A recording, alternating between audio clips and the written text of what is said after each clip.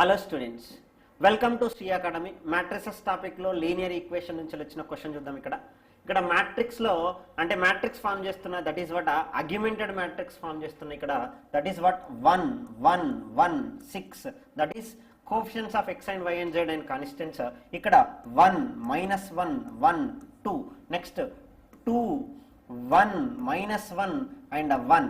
This is augmented matrix. What I am doing means I am applying operations here.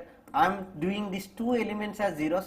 R2 tends to R2 minus R1 and R3 tends to R3 minus 2 R1. I am doing that is a resultant matrix. First row change kavatle 1 1 1 6. Second row is going to be 1 minus 1 0 minus 1 minus 1 minus 2 1 minus 1 0 next 2 minus 6 minus 4.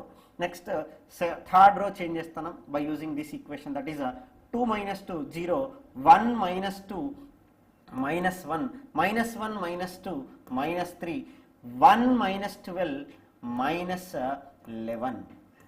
ఇక్కడ నేను equation form చేస్తాను. మనకు కావాల్సిన answer కావాలి కాబట్టి మనం డైరెక్ట్గా equation రాస్తున్నా. That is -2y equals to -4. ఎందుకు అంటే ఇది y టర్మ్, ఇది z term. That is y equal to 2 అయిపోతుంది.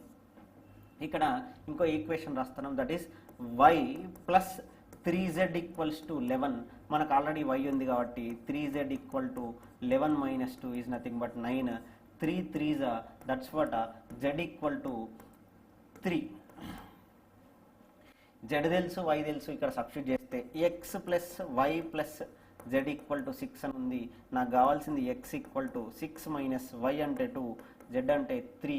దట్స్ వాట్ 5 సబ్స్టిట్యూట్ చేస్తే 1. x వాల్యూ 1 వచ్చింది. ఇక్కడ y value 2, z value 3, x value 1.